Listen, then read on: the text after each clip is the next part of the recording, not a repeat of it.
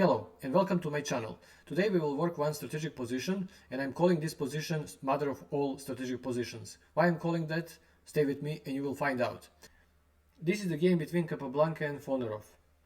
So let's check first what we have here as advantage. We have a pawn on e4, he's taking some space for us, and we know that if we have more space that naturally we can put our pieces to be more active. So this pawn is playing a really important part in this game. What else we have here? We have a queen, she's also active, but nothing particularly here. She's doing some, I don't know, maybe some attack on a7, but this is poison pawn, we can't capture him because of c5 and then we will stay without that knight. Although we can play queen a4, but this is just to prolong that he can play queen b6 and then he will capture our knight. So we need to figure out something better here. What else we can see? We have a rook, okay, he's active, not too much, but still we develop him. We didn't develop queen side, so that is something what we will do in the future. But the problem could be the knight who is on the queen side. So we need first to divide the board and check where we should go with our pieces. Because if we know that if we want to play on the king side, then the knight should be on the king side, not on the queen side. So let's find out first, is there any weakness in black position what we can use in the future? What we can attack, or maybe just to put some of our pieces? There is such thing, of course. Almost in every situation we have something what we can use, but we need to understand good position, and then of course it's easier for us to spot it that.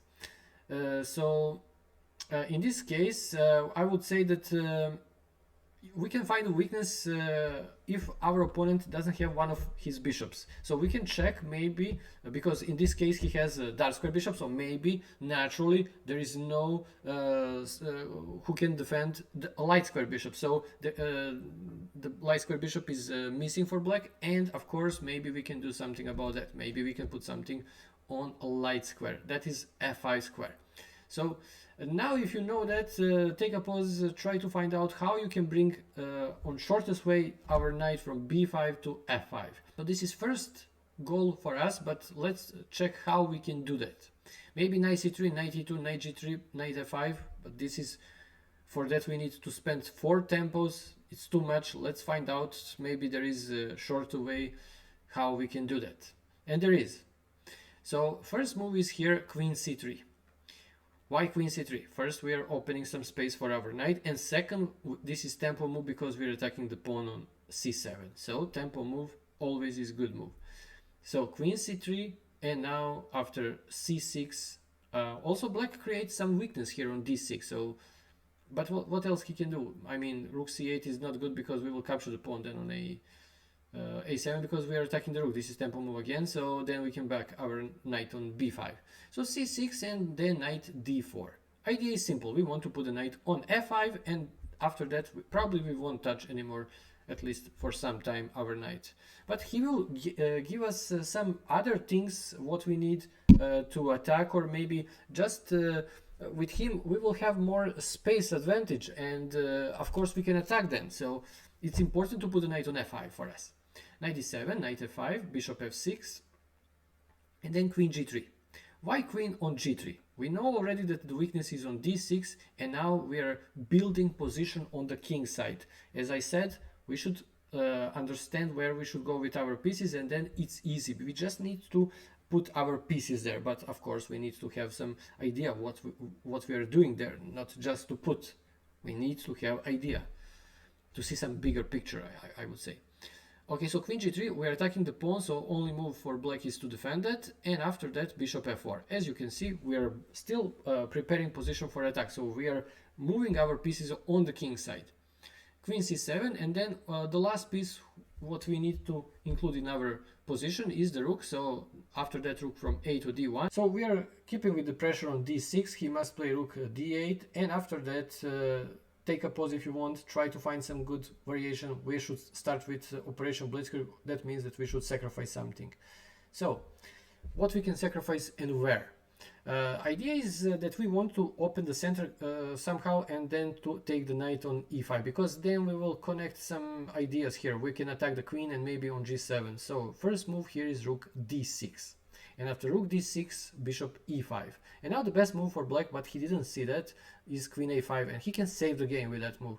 We will enter in some equal position.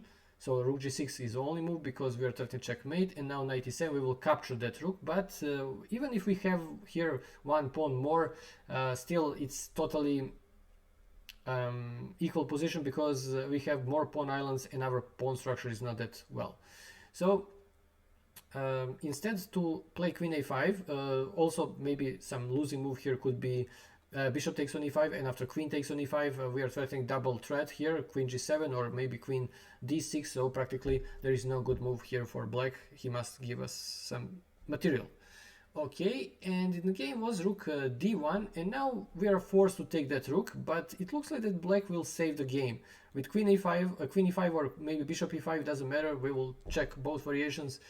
It doesn't look like that, that white has some chance here to finish the game in short variation, but there is something like that. So again, pause the video, try to find some good variation for white. Still everything is like in when we start Operation Blitzkrieg, must be with tempo moves, everything must be forcing, or at least something like that. So with tempo moves practically is forcing.